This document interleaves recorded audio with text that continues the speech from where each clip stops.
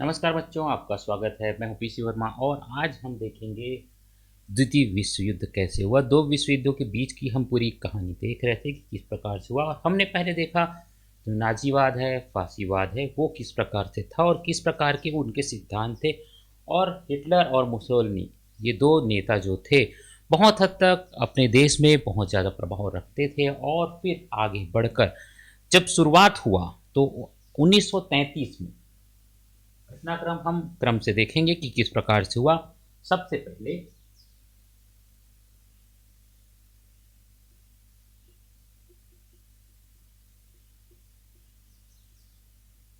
1933 में हिटलर ने वादा किया कि हम शांतिपूर्ण तरीके से काम करेंगे और वारसाई की संधि का बदला लेंगे।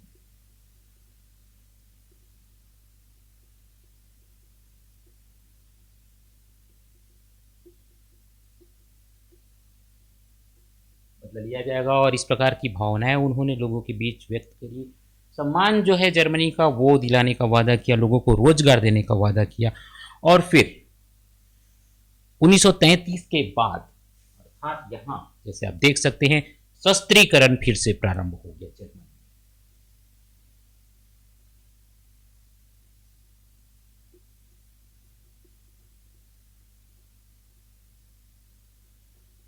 अर्थात अधिक से अधिक शस्त्र बनाए जाने लगे। लोगों को उन फैक्ट्रियों में काम दिया जाने लगा जहाँ पे शस्त्र बनाए जाते थे। साथ ही साथ इन्होंने जहाज, टैंक, पनडुब्बी, ये सब चीज़ें बनाई। साथ ही साथ लोगों को अनिवार्य सेवा में शामिल किया। अर्थात लोगों को इस तरह से कहा गया कि आपको निश्चित तौर पे अनिवार्य रूप से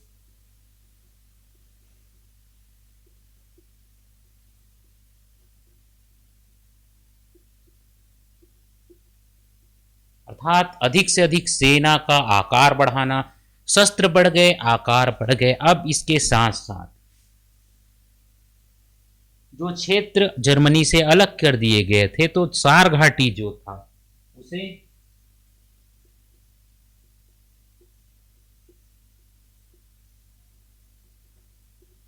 कब्जा किया गया, जन्म संग्रह कराया गया और वहां जन्म संग्रह के आधार पे उसको वापस दिया गया। साथ ही साथ जो राइनलैंड था 1936 में,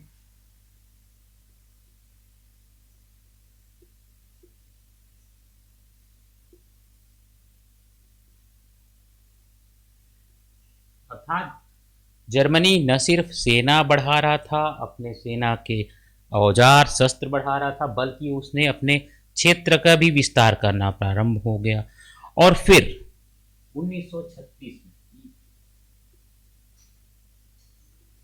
इन्होंने ये दूसरे देश थे 36 में, जो मुसोलिनी का, इटली का मुसोलिनी का था, और जापान के साथ समझौता।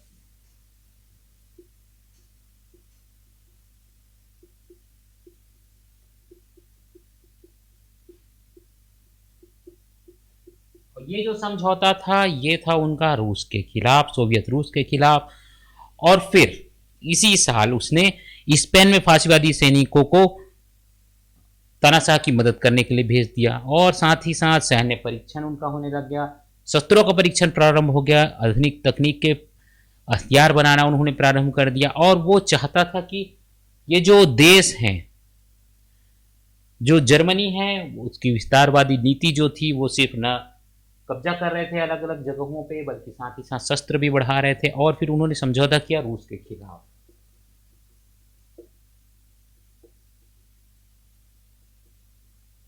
और एक तरह से ये जो समझौता था, हमने जैसे पहले देखा था कि रूस के खिलाफ जो जर्मनी का युद्ध चला था और भी विभिन्न देशों के खिलाफ उनके युद्ध चले थे, तो वो अब धीरे धीरे एक के बाद एक उन चीज़ों को अपने कब्जे में करना चाह रहे थे।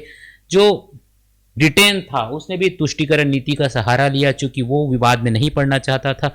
तो वो चाहता था ब्रिटेन की रूस और हिटलर आपस में ही उलझे रहें, उनके बीच ना आए, तो उसने तुष्टिकरण नीति अपनाया।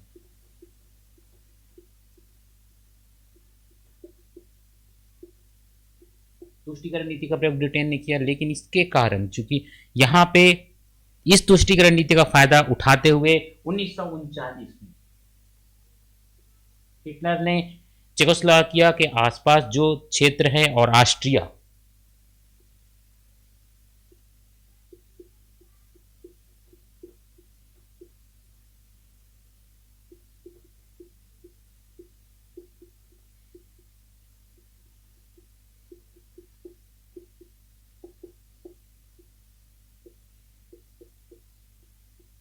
अब हिटलर जो है यहीं तक नहीं रुका, वो और आगे बढ़ा चुकी। यहाँ पे उसने यहाँ कब्जा तो कर लिया और साथ साथ रूस से उसने एक समझौता भी कर लिया कि हम आप पे आक्रमण नहीं करेंगे, आप हम पे आक्रमण नहीं करना, अनाक्रमण समझौता।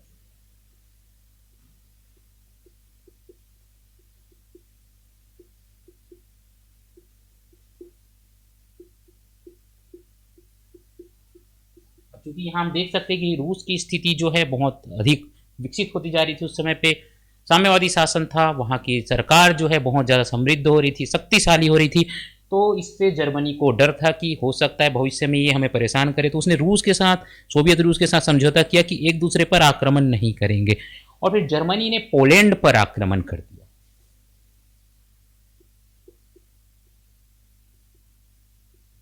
छोटे छोटे जो देश थे उसके आसपास उस पर वो धीरे धीरे कब्जा कर रहा था, और इस प्रकार से कब्जा करते करते वो पोलैंड पे पहुंच गया। पोलैंड को कब्जा करने के बाद वहां उसने बहुत ही ज़्यादा मारकाट मचा दी और बहुत सारे लोगों को इससे परेशानी हुई। जो यहूदी और शिक्षक लोग थे, अभिजात्य वर्ग के लोग थे, यहाँ पे उनका नरसंहार किया गया। जिस प्रकार से यातना दी गई, यहाँ नरसंहार हुआ, जिससे पूरी दुनिया का ध्यान उसकी तरफ चला गया। अब यहाँ पे क्या है, पोलैंड में लोगों को निकालकर इसमें अपने लोगों को उन्होंने बसाया ताकि यहाँ के जो सारे संपदा हैं और उन सारी चीज़ें हैं, उन चीज़ों का उपयोग वो कर सकें। उनके जो लोग हैं, उन्होंने जिनको वादा किया था कि बेरोजगारी दूर करेंगे, साथ ही साथ जीवन समृद्ध करेंगे जर्मन के लोगों को, जर्मनी के लोगों को, तो उनको उन्होंने यहाँ पे स्थापित कर दिया, पोलैंड और दूसरी जगहों पे। और बाकी लोगों को जिन जगहों पे उन्होंने कब्जा किया उनको गुलाम के रूप में व्यवहार करने लगे। और इसके बाद ये सारी चीज़ें देखने के बाद जब पोलैंड का समर्थन करने के लिए, यहां देख सकते हैं, ब्रिटेन और फ्रांस ने युद्ध की घोषणा कर दी।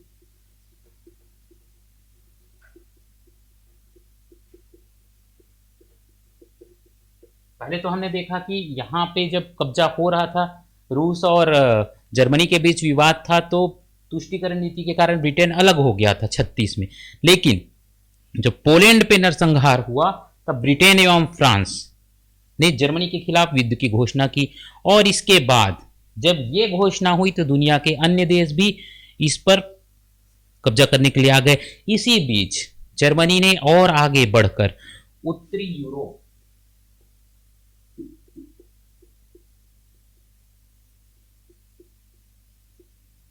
और फ्रांस,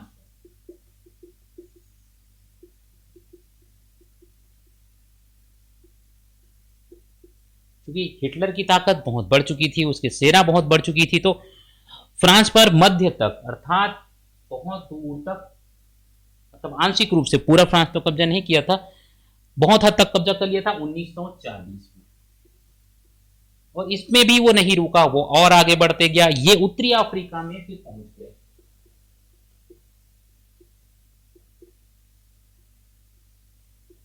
धीरे धीरे जर्मनी की सेना आगे बढ़ती जा रही थी। और फिर जहां उत्तरी अफ्रीका में जाने के बाद, चूंकि यहाँ पे उपनिवेश थे ब्रिटेन के, तो धीरे धीरे बढ़ते बढ़ते उसने उपनिवेशों पर हमला किया। अब यहां पर इस कदम के बाद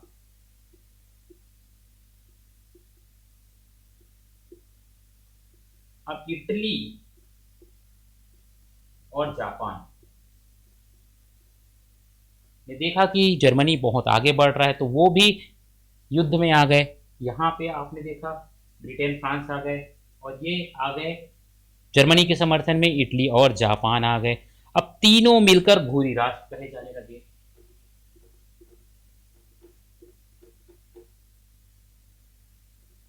ये तो अब ये तीनों ने मिलकर आक्रमण करना प्रारंभ किया। अब यहां पे क्या हुआ, जापान ने अमेरिका पर आक्रमण किया। अमेरिका तो वैसे युद्ध कर ही नहीं रहा था, लेकिन जापान ने अमेरिका पर चढ़ाई कर दी। साथ ही साथ अब ये जो घटनाक्रम हुआ इसमें, और जर्मनी जो था उसने रूस पर आक्रमण कर दिया।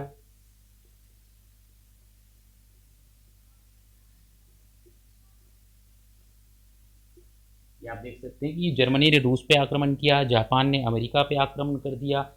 अब इस तरह की स्थिति होने के बाद ब्रिटेन, सोवियत रूस, ये आप देख सकते हैं यहाँ पे ब्रिटेन अब इस मामले में शामिल हो गया, ब्रिटेन फ्रांस यहाँ शामिल हो चुके हैं, रूस शामिल हो गया, अमेरिका भी शामिल हो गया, चूंकि अब उस पर आक्रमण होगा तो वो निश्चित तौर पे यहाँ पर अब ये जो है रूस, अमेरिका, ब्रिटेन, फ्रांस और कुछ अन्य देश मिलकर जर्मनी, इटली और जापान के जो कुल मिलाकर संग्रह बना हुआ था उस पर उन्होंने आक्रमण किया। अब ये जो आक्रमण हुआ, ये युद्ध चलने लगा। इसके कारण शुरुआत में तो रूस शामिल नहीं होना चाह रहा था, लेकिन जब इस तरह के हालात हुए और उस पर जब आक्रमण ही हो गया तो यहाँ आप देख सकते हैं जर्मनी ने आक्रमण कर दिया, तब उसे शामिल होना पड़ा। और फिर सोवियत सेना आगे बढ़ने लगी, रूस में उन्होंने अंदर तक प्रवेश कर लिया और वो आगे जाते जाते बहुत हद तक पीछे हट रहे थे। पहले वो विरोध नहीं कर रहे थे ज़्यादा, वो पीछे हट रहे थे कि हो सकता है ये युद्ध बंद हो जाए और कुछ हो जाए। लेकिन जब उन्होंने देखा कि युद्ध तो बंद हो ही नहीं रहा है तो रूस ने भी आक्रमण करना प्रारंभ किया। और फिर स्टालिनग्राद नाम का एक शहर था जिसमें हिटलर को रूस ने हरा दिया। रूस ने वहां पे उनको हराया और फिर रूस आगे बढ़ने लगा 42-43 1942-43 पे। अब रूस प्रवेश करने लगा जर्मनी पे चलने गया और फिर 1945 में बर्लिन तक पहुंच गया। रूस की सेना थी जर्मनी के बर्लिन तक प्रवेश कर गई और इसके बाद अमेरिका और ब्रिटेन ने संयुक्त रूप से मिलकर फ्रांस को आज़ाद करने पे अपना ध्यान दिया और धीरे धीरे वो भी बर्लिन की ओर आगे बढ़ने लगे, ये भी वहां जाने लगे। ब्रिटेन भी बर्लिन की ओर आ रहा था, रूस तो पहुंच ही गया था। तो ये सभी मिलकर, और इसके साथ साथ इटली की भी यहाँ हार हो गई। इटली बहुत ज़्यादा शक्तिशाली नहीं था क्योंकि वहाँ पे लोगों का समर्थन नहीं था और इटली की हार के कारण मुसोलिनी ने अपनी आत्महत्या कर ली।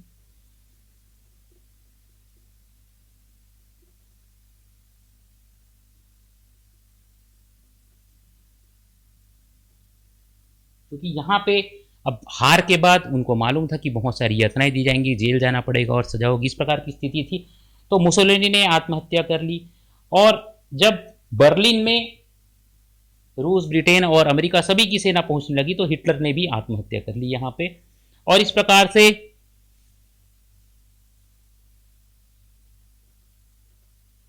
दोनों बड़े नेताओं की यहाँ पे आत्महत्या के कारण अब जो मुख्य तौर पे नेतृत्व था वो उसका संकट हो गया। और फिर ये जो था एक तरह से युद्ध यहाँ पे तो समाप्त हो गया इटली और जर्मनी का, लेकिन जापान अभी बचा हुआ था। तो जापान के हिरोशिमा नागासाकी पे अमेरिका की ओर से परमाणु बम गिरा दिए गए 1945 में। क्योंकि जापान बचा हुआ था, हिटलर और मुसोलिनी की आत्महत्या के बाद जापान बचा हुआ था, तो यहाँ पे अमेरिका ने जापान पे परमाणु बम डाल दिया हिरोशिमा और नागासाकी में, जो घटनाक्रम था उसमें। तो इसके बाद बहुत ज़्यादा यहाँ पे तबाही हो गई, बहुत ज़्यादा लोगों का नुकसान हो गया, जान का नुकसान हो गया, सामान का नुकसान हो गया।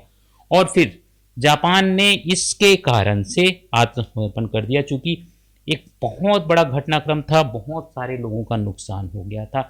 और कहा जाता है कि जो यहाँ पे नुकसान हुआ है सोवियत रूस में लगभग 400 लाख लोगों के मरने की बातें बताई जाती है। 400 लाख बहुत बड़ी जनसंख्या, बहुत सारे लोग इसमें मारे गए। साथ ही साथ हिरोशिमा नागासाकी में 2.5 लाख लोगों की मृत्यु हुई और बहुत सारे लोग जो परमाणु बम बहुत ही घातक होता है, तो उसके असर से बहुत सारे लोग अपाहिज हो गए। और आज तक वहाँ पे जो पर्यावरण है वो प्रदूषित है।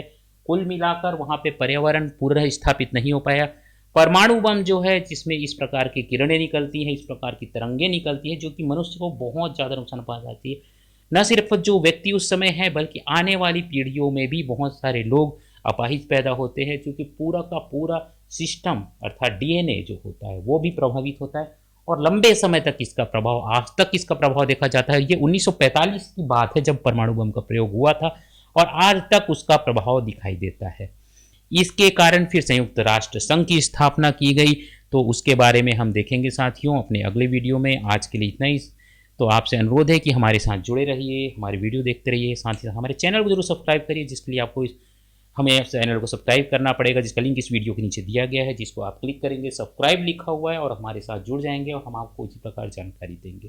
तो आज के लिए इतना ही साथियों, आपसे जल्दी ही मिलते हैं अपने अगली वीडियो में। तब तक के लिए धन्यवाद, नमस्कार।